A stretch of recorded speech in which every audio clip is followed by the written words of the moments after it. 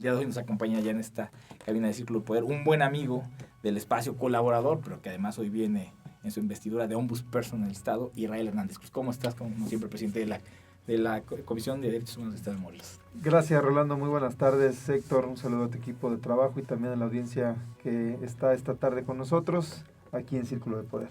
Oye, pues primero, antes que nada, y el tema obligado, hace un par de días te ratifican por segundo periodo como titular de la Comisión de Derechos Humanos. Por primero, muchas felicidades. ¿Y qué implica este segundo reto? Porque más se habla, deja el tema político, que si los diputados, se habla de una continuidad y de un voto de confianza hacia un proyecto.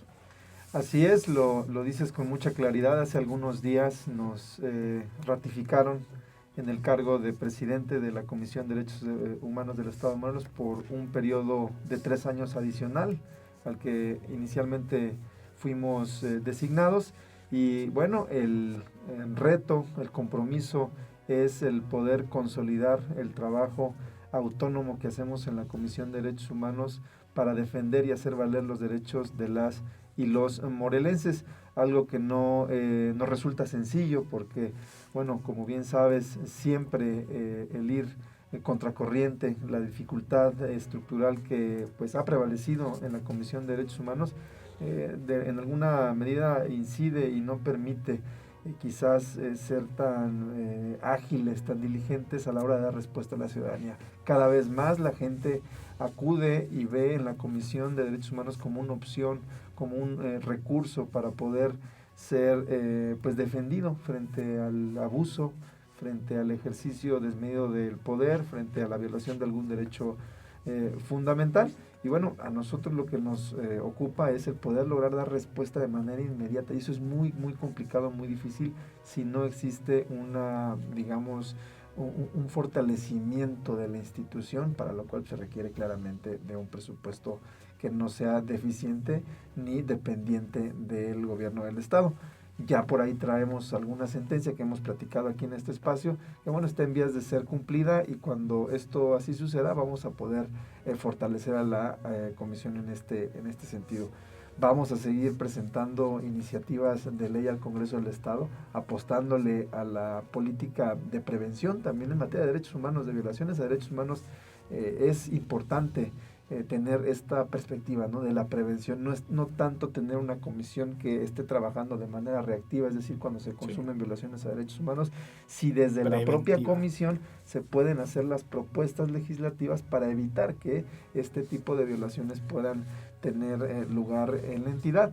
Recordemos que ya en la legislatura anterior presentamos más de 10 iniciativas que quedaron en el cajón y que hoy estaremos revisando de la mano con las y los diputados en la actual configuración del Congreso para, bueno, poder volverlas a presentar, poderlas quizás perfeccionar para avanzar en esta agenda de derechos humanos y también incorporar otras propuestas que tenemos, como por ejemplo la de la propia Comisión de Derechos Humanos, una ley que tiene muchísimo tiempo, más de 15 años y que no ha sido actualizada y bueno, en el Inter de hace un poco más de una década, hace 11 años para ser específicos, vino una gran reforma en materia de derechos fundamentales que no está viéndose reflejada en la legislación de la propia institución. Entonces yo creo que ahí también vamos a hacer una revisión y hacer las propuestas legislativas. Desde luego también seguiremos haciendo los diagnósticos que por ley tenemos que realizar sobre la situación de los centros de reinserción social hoy, que siguen dando pues muchas notas, sí, claro, muchas cosas de qué hablar lamentablemente, y también de los centros de arresto y de retención que están a cargo de los municipios y de la propia Fiscalía General del Estado. Estaremos también ejerciendo las facultades constitucionales que tenemos de ser necesario cuando alguna ley emitida por el Congreso viola algún derecho fundamental. Bueno, estamos obligados a cuestionar su regularidad constitucional y plantear estas deficiencias ante la Suprema Corte de Justicia de la Nación para que en su caso pueda anularlas. Y bueno, que decir también por aquella actividad por la que es más conocida la comisión, que son las famosas recomendaciones producto de investigaciones a violaciones, presuntas violaciones a derechos fundamentales. Lo seguiremos haciendo. El reto aquí es poder, lo decía hace un momento y aquí conecto esta parte, poder integrar nuestros expedientes de manera más rápida, ser más diligentes, más eficaces, poder dar una respuesta pues muchísimo más corta en términos de tiempo, y poder con esto pues servir como instrumento para dar reparación integral a las víctimas de violaciones a derechos fundamentales. Presidente, bueno, sin duda un proyecto de 3 años pues es muy corto para algunas acciones que requieren más tiempo. Hoy esta ampliación por otros 3 años, ¿cuáles son esas acciones que quizás en tu primer periodo quedaron pendientes y que hoy en esos 3 años las vas a llevar a cabo? Fíjate que una que quedó pendiente se estuvo madurando durante muchos meses, y ya al finalizar el primer periodo empezó a agarrar forma, es la relativa a poder generar una plataforma digital a través de un software en el que podamos nosotros impartir certificaciones, cursos, talleres, diplomados, en fin, todo esto hacia los servidores públicos del gobierno del estado, de los órganos autónomos y de los propios municipios. Aprovechar la tecnología, aprovechar estas herramientas para poder generar cultura de derechos humanos desde el servicio público. Otra vez, vuelvo a lo mismo, inscritos en una política, en un eje muy claro de prevención. Muchos servidores y servidoras públicos realmente cometen violaciones a derechos fundamentales, si no es que la gran mayoría de estos se dan por ignorancia, por no saber cómo debe de actuarse y cómo debe de respetarse, de protegerse, de promoverse, de garantizarse los derechos fundamentales, dependiendo de las distintas tareas administrativas que se tienen en el servicio público. Entonces, le estamos apostando a esto. Nosotros de por sí tenemos como obligación la de difundir, la de promover los derechos fundamentales, y lo hacemos fundamentalmente de manera presencial, cosa que seguiremos haciendo porque en muchas partes de la entidad no hay acceso a internet o equipos de cómputo que permitan tomar estas certificaciones a través de esta plataforma. Pero bueno, eso no está peleado con que podamos hacer un esfuerzo y aprovechar estas herramientas tecnológicas para llegar a todos los servidores públicos mediante pues estos beneficios que nos da la ciencia y la tecnología, ¿no?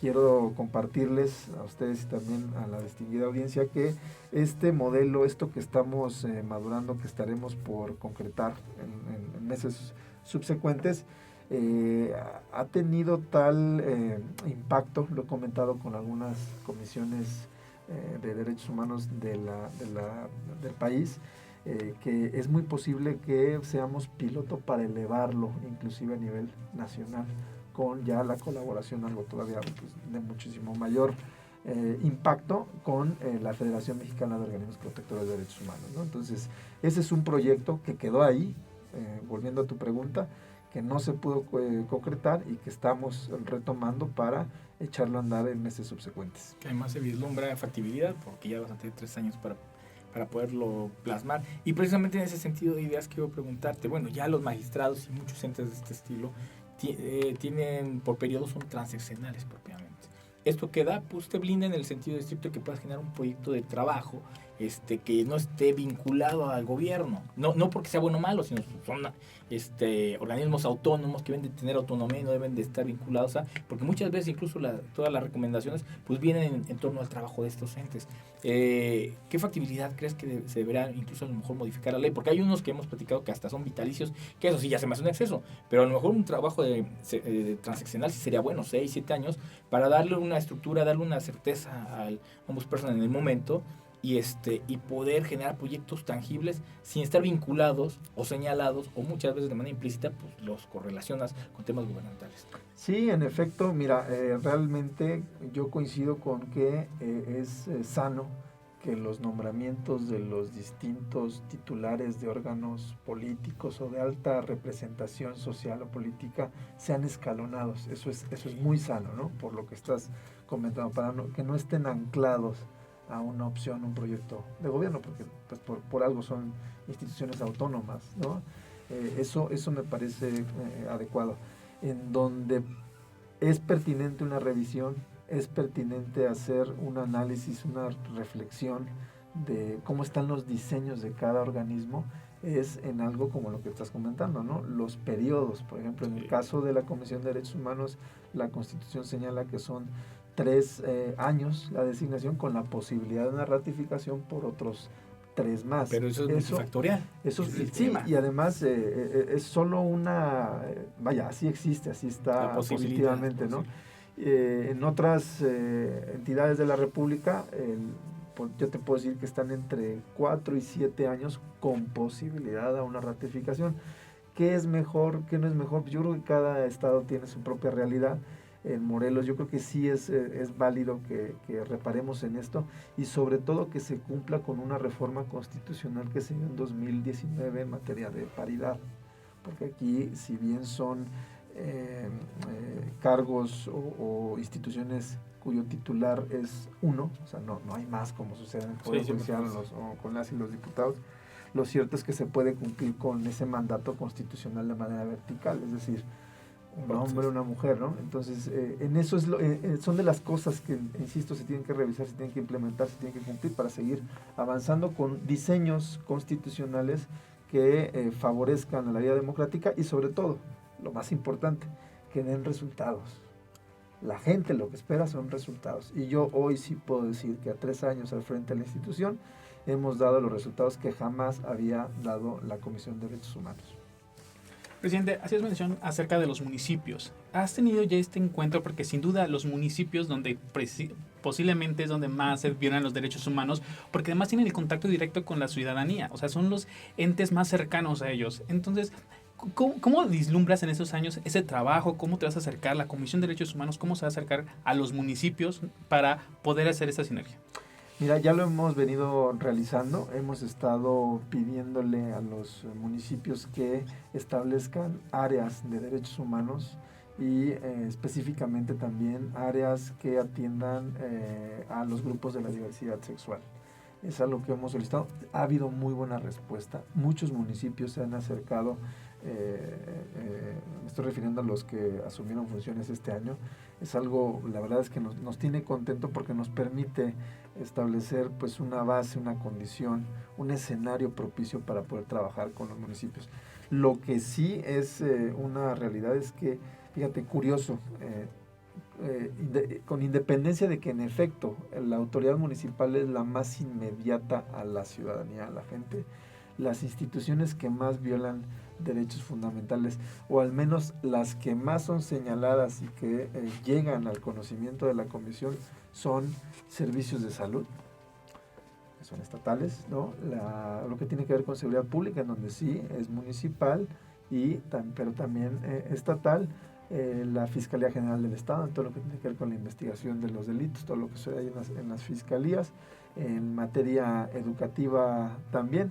Y yo lo dejaría ahí, de lo que más llega al conocimiento de la comisión. Entonces, como pueden ver, como podemos analizar, es muy amplio el espectro de incidencia que tiene la comisión, en donde se puede ir mejorando todos los días, ¿no?